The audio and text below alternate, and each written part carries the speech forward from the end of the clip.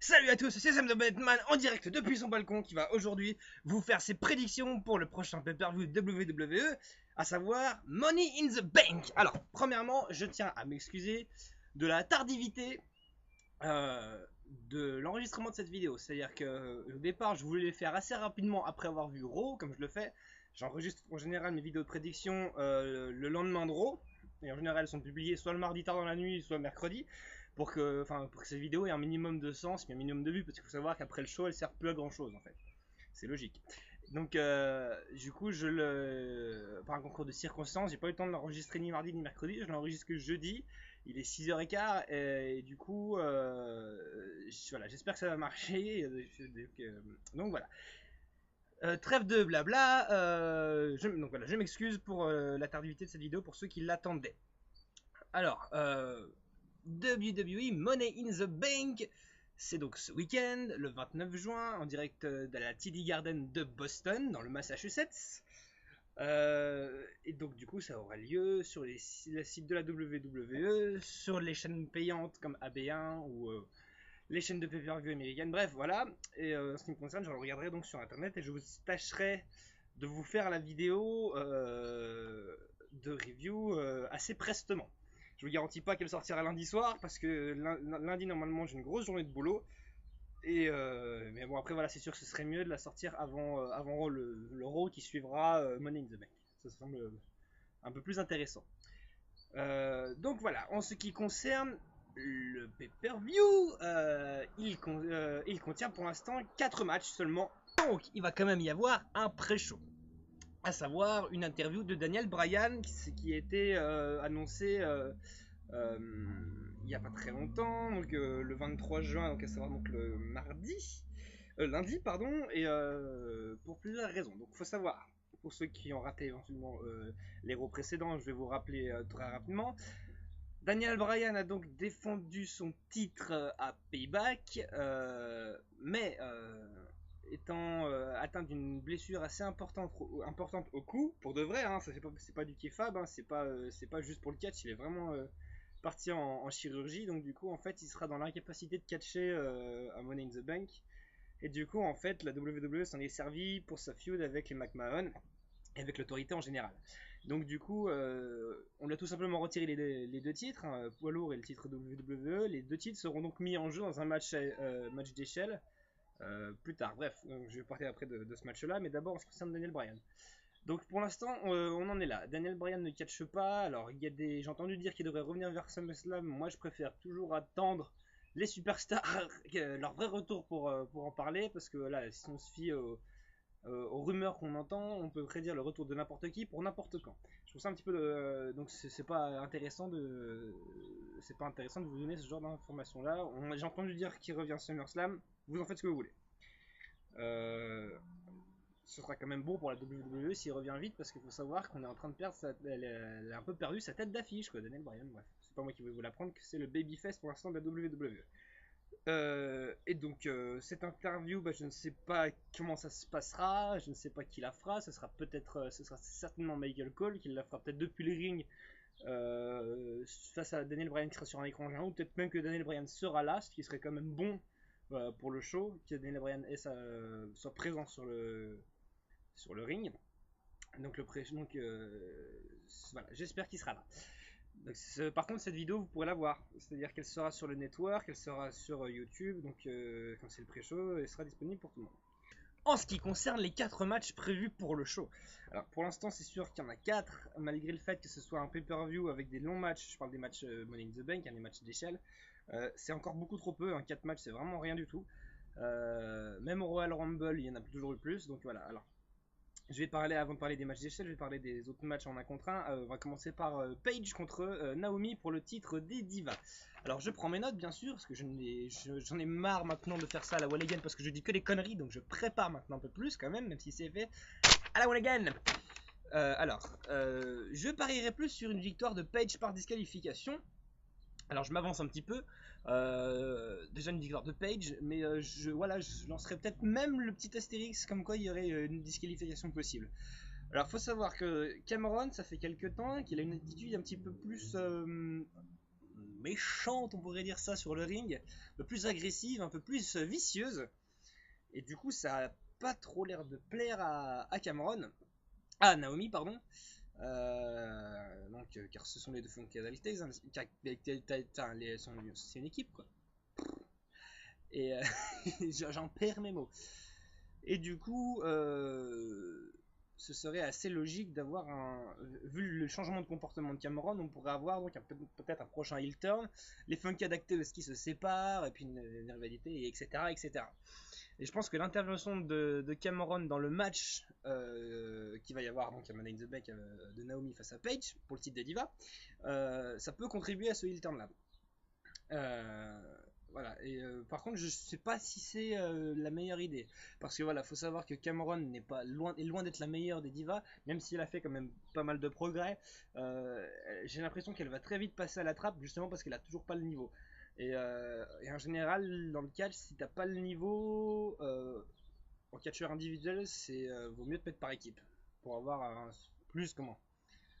Je pense que le côté faire une équipe, ça rend le côté divertissant un peu plus. En soi, c'est un match. En soi, le catch, ça reste un peu plus ou moins, je mets des grandes guillemets, ça reste un sport de combat et c'est individuel. Bref, je trouve que Cameron n'a toujours pas le niveau pour être seule, et donc elle va avoir cette rivalité avec Naomi, et puis après, ce sera fini pour elle, à moins qu'elle fasse de gros progrès. Donc voilà, mais c'est vrai que ça peut paraître un peu bizarre de parler de Cameron comme ça, mais je pense qu'elle va avoir un rôle à jouer dans ce match-là, car en soi, il n'y a pas eu trop de, comment il n'y a pas eu énormément de, je vais y arriver, de promo ni de. Le match en fait entre Paige et Naomi s'est décidé à Raw il y a quelques jours. Donc on n'a pas eu le temps d'avoir quoi que ce soit, ni de face à face avant que le match soit booké. Donc c'est pour ça qu'en fait ça va peut-être un peu plus se concentrer sur Cameron, en tout cas c'est ce que j'en dis. Mais j'en dis quand même une victoire de Paige parce que je pense que c'est une très bonne championne des divas et je ne vois pas Naomi avec le titre à moins que ce soit pour Cameron de lui. Ça peut aussi être une raison pour Cameron de se retourner contre Naomi, c'est là le titre, hein, etc. On peut imaginer plein de trucs, mais en ce qui me concerne, moi je pense à une victoire de Paige. On va ensuite avoir une vidéo des frères Uso, Jimmy et Jay, les champions par équipe, qui remettront leur titre en jeu face à Luke Harper et Eric Rowan de la Wyatt Family. Alors, j'ai noté pas mal de choses, je vais essayer de vous les lire sans que ça fasse trop lecture de texte. Hein. Alors, les Wyatt, comme je l'ai toujours pensé depuis quelques temps maintenant, parce que ça faut savoir que ça fait depuis le 8 juillet qu'ils sont arrivés à la WWE, qu'ils ont vraiment fait leur impact. Les Wyatt font partie de ces rares, malheureusement trop rares catcheurs qui n'ont pas besoin d'un titre pour être populaires en fait. C'est-à-dire que voilà, depuis qu'ils sont arrivés, leur gimmick a été tellement bien ficelé, tellement intéressant que les gens ils sont rentrés dedans tout de suite, ils ont accroché directement et c'est grâce à ça qu'ils sont devenus populaires en fait. C'est pas, je vais donner un exemple tout con, c'est voilà, c'est l'inverse justement des Usos. Les Usos, eux, ils ont mis des années, ils ont galéré, hein, ça fait un bout de temps qu'ils sont là, enfin un bout de temps. Ça fait déjà quand même quelques années qu'ils sont là, les Usos, ça fait pas très longtemps qu'ils ont des titres, pourtant ils sont bons sur le ring, mais voilà, ils ont pas de personnalité un petit peu tordu ou qui fait que les gens accrochent directement. Voilà, je pense que Bray Wyatt est dans cette lignée de charisme qu'avait, comment on pourrait dire, je sais pas, bah ouais, non, un petit peu l'Undertaker, c'est vrai, bah, tous ces catcheurs qui ont quand même, qui ont pas besoin de titre, qui juste avec leur personnalité, leur gimmick, sont super populaires. Donc, et c'est pour ça. Donc, donc c'est le cas donc de la Wyatt Family et surtout de Bray Wyatt, hein, c'est lui qui fait tout. Et bon, malheureusement, on peut voir que ça ne marche pas pour tous les membres de la famille. Hein, donc c'est pas le cas pour Bo Dallas, hein, qui est pour ceux qui ne le savent pas le petit frère de Bray Wyatt, hein, donc dans la vraie vie, hein, les frères Rotunda. Donc voilà. Je vais revenir plus tard sur Bo Dallas, hein, parce que sinon ça va m'énerver. La question se pose la question. Enfin, j'ai n'importe quoi. Je recommence ma phrase. Se pose la question, serait-il intéressant et utile pour les Wyatt de gagner les titres? Moi, je trouve que la réponse est non. Voilà, pour ce que je viens de vous expliquer. La nouvelle question qui est donc ajoutée à ça, c'est est-ce que la WWE va suivre cette logique? J'espère que oui. Parce que, voilà, franchement, Bray Wyatt ne parle jamais de gagner de titre. Je veux dire, d'un moment, il convoite pas grand chose, quoi. On l'a jamais entendu dire pratiquement jamais entendu dire qu'il allait devenir champion. Luke Harper et Rick Rowan ne le disent jamais. Je veux dire, ça sert à rien, quoi. Je veux dire, c'est donner de la confiture au cochon, quoi. C'est pas extrêmement utile, quoi. Ils en ont pas spécialement besoin. Et voilà. En ce qui concerne donc les matchs par contre qu'il y a eu, parce que les deux équipes se sont affrontées, donc en 1 contre 1, en 2 contre 2, en croisé, comme ça, les matchs sont plutôt équilibrés en termes de victoire. Donc du coup on peut pas trop se fier là-dessus. L'équipe Wyatt, voilà, c'est quand même une équipe solide par contre, une équipe forte. Et ce sera un sacré coup de pouce encore et encore pour les Usos s'ils parviennent à garder leur titre. D'un autre côté, il y a difficilement meilleure équipe pour battre les Usos en ce moment. Malgré l'arrivée, enfin le retour entre guillemets de Cody Rhodes et Goldust sous un nouveau personnage, je vais en parler plus tard. Donc si on en suit cette logique, vu qu'il n'y a pas meilleure équipe je pense pour battre les frères Usos, ce serait donc au Wyatt de gagner. Donc voilà, moi je dirais plus un 50-50 quand même. Mais comme c'est une vidéo de prédiction, je vais donner un pari et je parierais plutôt sur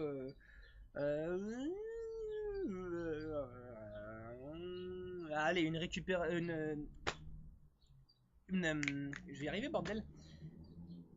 Conservation des titres par les Usos. Voilà, je parie plus sur ça, mais voilà, 51-49 quoi, c'est vraiment pas grand chose.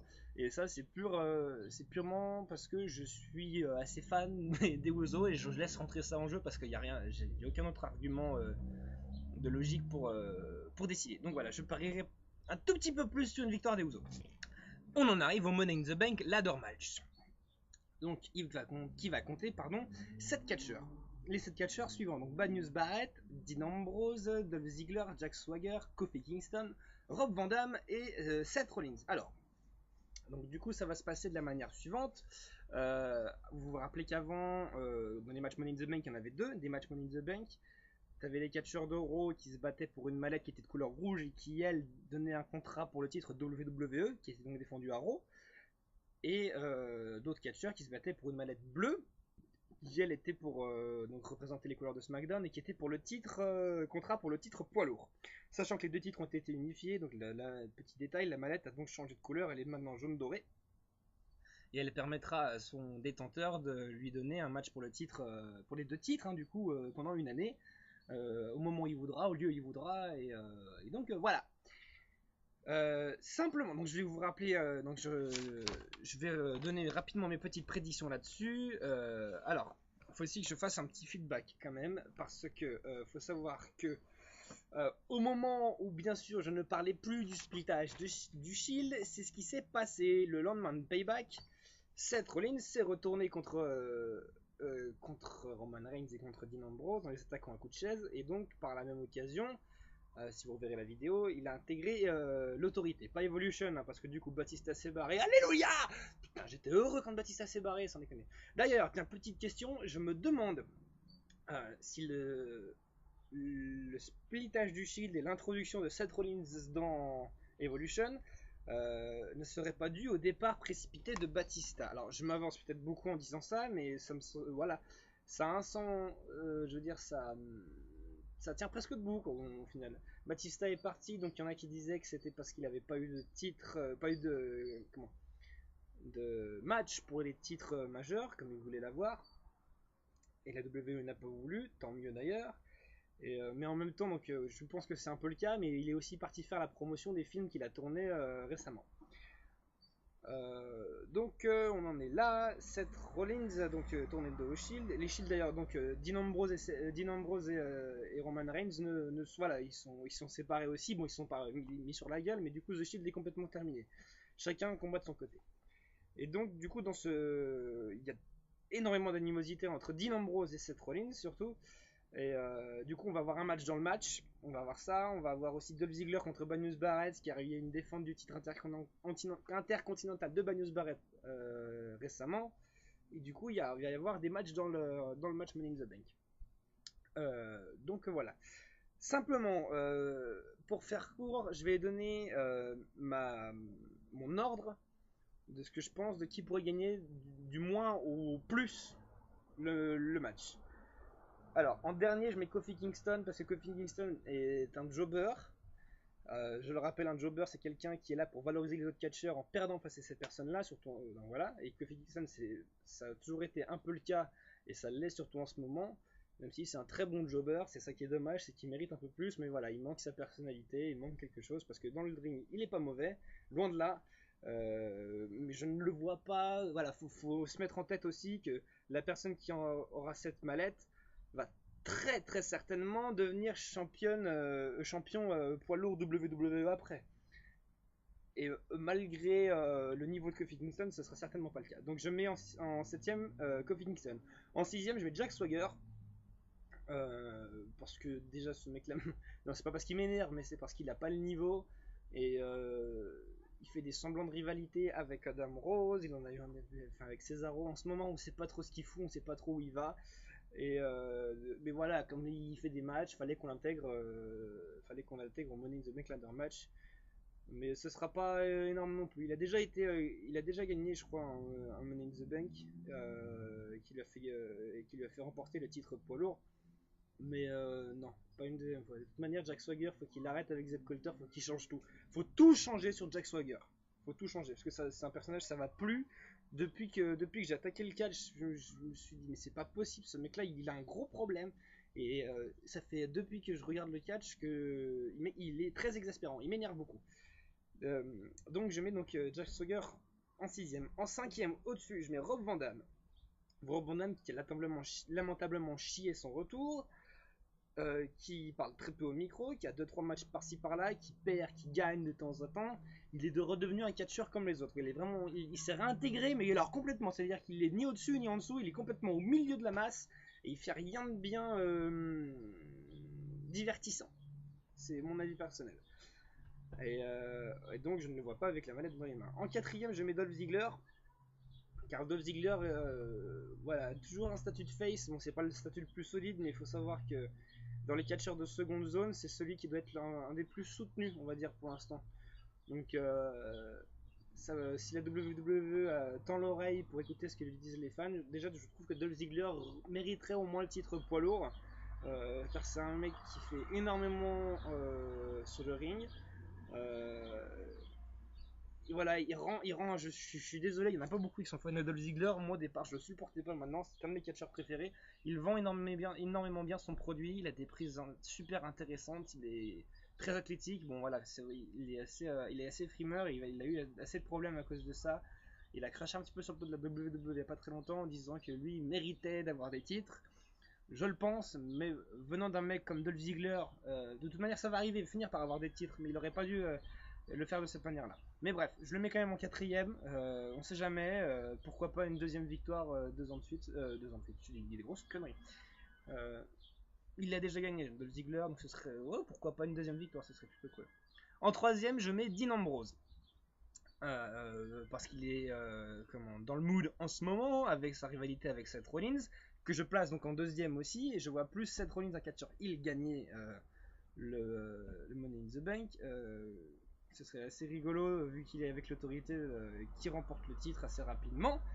Et Daniel Bryan, Seth Rollins, enfin Daniel Bryan, je m'avance encore un peu. Je pense que Daniel Bryan reviendra de sa blessure et regagnera les titres, et c'est à ce moment-là que Seth Rollins arrivera. Et Daniel Bryan, Seth Rollins, ça peut donner des matchs de dingue parce que les deux hommes sont énormément doués sur le ring, surtout Seth Rollins surtout Daniel Bryan, mais Seth Rollins.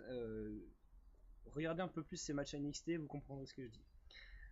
Dean Ambrose n'a pas besoin des titres, mais bon voilà, pour son push et post-shield, ce serait une bonne idée. Et donc en premier, je mets News Barrett parce que avec son titre intercontinental, alors c'est peut-être pas forcément le choix le plus logique, mais je sais pas pourquoi, je la sens bien comme ça. C'est vrai que dans la liste des catcheurs, pour tout vous dire, dans la liste des 7 catcheurs, je vois très très peu de gens gagner ce match-là en fait. Donc j'ai réglé ça un petit peu à la popularité et aux rivalités qu'il y avait en ce moment, et j'ai préféré mettre News Barrett en premier, sans réellement trop de raisons.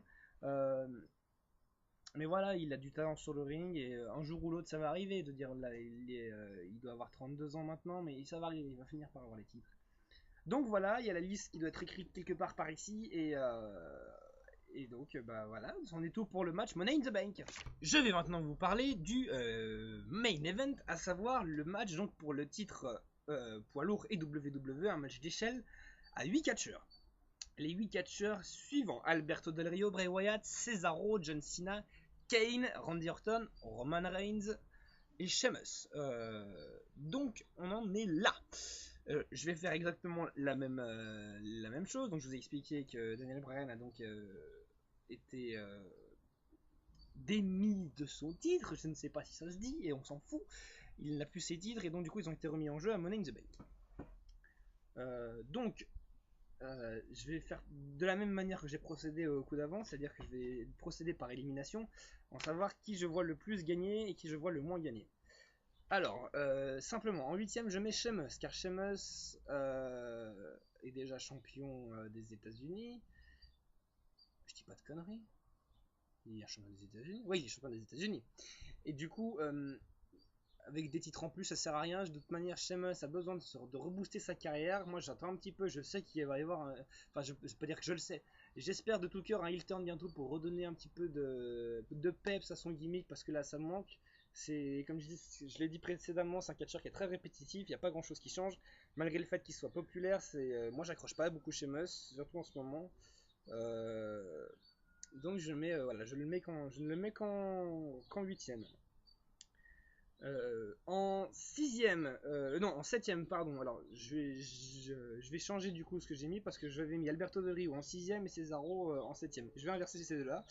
Alberto Del Rio, il n'a pas fait grand-chose récemment, sans déconner. Hein. Il est là sans être là, hein, c'est-à-dire qu'il a des matchs à droite à gauche, il parle très peu dans le micro et il est très invisible. Hein. Il est devenu invisible, Alberto Del Rio, donc non. Lui champion, non. Non, sachant que si Daniel Bryan revient pour réclamer ses titres, non, pas envie. En 6ème, je mets donc Cesaro, qui va, j'espère, marquer sa présence dans ce match-là, parce que voilà, il est en train d'exploser dans cette fédération. Et ça va être si je dis pas de bêtises, ça va être son 2ème match Money in the Bank. Mais je ne le mets qu'en 6ème parce que je ne le vois pas avoir les 2 titres tout de suite. Je mets en 5ème Bray Wyatt. Alors je reviens à ce que je disais tout à l'heure sur le match par équipe. Bray Wyatt n'a pas besoin de ce titre-là. Mais après tout, on sait jamais. Voilà, c'est vraiment par élimination. De toute manière, il y en a dans le lot, je ne vois vraiment pas avoir les titres en fait. C'est pour ça. Après, je les classe selon les possibilités que la WWE pourrait leur donner. Donc c'est pour ça, jusqu'à Bray Wyatt et les 3 autres, il y a très très peu de chances, vraiment très très peu de chances selon moi qu'ils deviennent champions. Surtout, il faut savoir qu'il va y avoir les 2 ceintures, c'est pas comme s'il y en avait qu'une seule. Les 2 ceintures, ça tenait vraiment tout en haut. Et je ne vois pas ni Sheamus, ni Cesaro, ni Del Rio, ni Bray Wyatt tout en haut, avec ces 2 ceintures-là. Comme je disais, donc Bray Wyatt n'a pas besoin de ces titres-là. Si jamais un jour il en... Je ne sais même pas parler de si un jour il en aura, parce que pour l'instant, voilà, Bray Wyatt n'a rien besoin de changer en fait à son personnage, parce que malgré le fait que ce soit répétitif, moi j'adore ça. Il fait des très bons matchs, il gère ça d'une main de maître et c'est super agréable à regarder. Mais il n'a pas besoin des 2 titres. En 4ème, je vais donc Randy Orton. Randy Orton qui a été donc le premier à introniser à ce match-là par Triple H, si je dis pas de bêtises. Qui fait toujours partie de l'autorité, qui est devenu assez invisible. Il n'a pas énormément catché.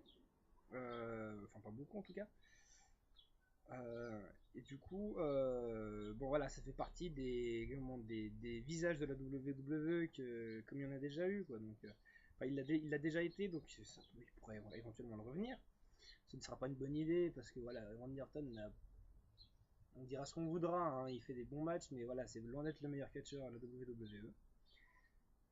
En 3ème, je mets John Cena parce que c'est John Cena et que lui, avec les titres majeurs, bah, c'est une image à laquelle tout le monde s'est fait et une image qui revient assez fréquemment. Donc je ne sais pas ce qu'il en adviendra de John Cena sur sa fin de carrière, parce que voilà, il commence à atteindre 35 ans, donc il va continuer, il va avoir 2-3 titres majeurs par-ci par-là, peut-être maintenant, j'en sais rien. Mais c'est voilà, il n'y a pas eu beaucoup de promos parlés au micro. Donc voilà. En deuxième, je mets Kane, qui a été ajouté dernièrement au match. Donc ça veut dire que voilà, il va certainement s'en approcher des titres et ce serait assez rigolo de le voir avec des titres sur les épaules, même si c'est pas une image qui me plaît du tout. Mais pourquoi pas, après tout, qu'est-ce qu'on s'en fout? C'est vrai que ça pourrait être rigolo avec Kane, quoi, sur Kane les deux titres. Et en premier, si vous avez bien fait les calculs, je mets Roman Reigns. Roman Reigns est en train de tout doucement prendre la place de Babyface de Daniel Bryan. De toute manière, ça a toujours été les trois du Shield le plus soutenus. Ces matchs sont toujours assez agréables à regarder. Et voilà, ils ont fait les limites d'un personnage assez puissant qui perd très peu de matchs. C'est même lui qui a eu le dernier mot face à Kane lors du dernier match à Raw. Mais après, voilà, pour tout vous dire, en fait, en ce qui concerne ces deux matchs à échelle traditionnelle Money in the Bank, j'ai vraiment du mal à voir n'importe lequel de ces catcheurs avec les deux titres sur les épaules.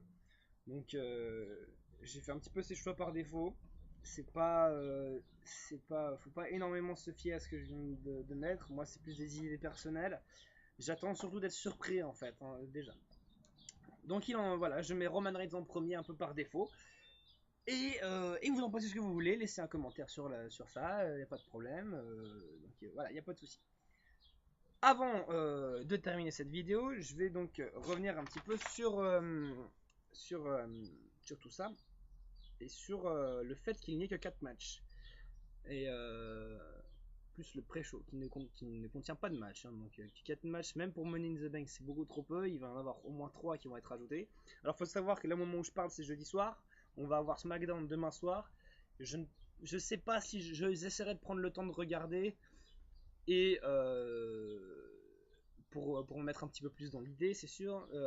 Mais si les matchs sont rajoutés à SmackDown, sur Facebook, je rajouterai mes prédictions de vidéos pour les matchs qui vont être ajoutés. Parce que je regarderai quand même la carte au dernier moment. Et je mettrai aussi ça dans la description sur la vidéo de YouTube. Donc voilà. Les matchs qu'on pourrait éventuellement avoir, alors un petit Summer Rae contre Layla. Il faut savoir que Layla est devenue la nouvelle danseuse de Fandango. Que Fandango avait donc largué lamentablement Summer Rae via Twitter et qu'elle est en train de revenir et de se battre avec Layla. Et Fandango est au milieu de tout ça, il va certainement devoir choisir quelle danseuse il veut. Hein. Donc c'est les deux poules qui se battent pour avoir le coq. On va certainement, peut-être avoir un match avec Goldust et Stardust. Donc Stardust c'est le nouveau gimmick de Cody Rhodes. Hein. Vous irez voir sur Facebook, sur Google, il y a des photos assez rigolotes. Biggie contre Rousseff, ça se bouffe le nez depuis quelques temps déjà. Il me semble qu'on l'a déjà eu il n'y a pas très très longtemps. Il me semble que c'était là à Payback. Ça va peut-être continuer. Et si tel est le cas, j'aimerais bien que ce soit Biggie qui gagne, que Rousseff ait sa première défaite. Parce que sinon, Biggie, s'il perd 2 fois d'affilée, ça va vraiment mettre un sacré coup à son personnage. Peut-être avoir quelque chose avec Bodalas. Alors, Bodalas, mon dieu, Bodalas. La plus grosse blague de l'année. C'est incroyable. Qu'est-ce qu'il est seul dans son truc. C'est un truc de fou, quoi. Il répète constamment les mêmes choses. Faut qu'il fasse...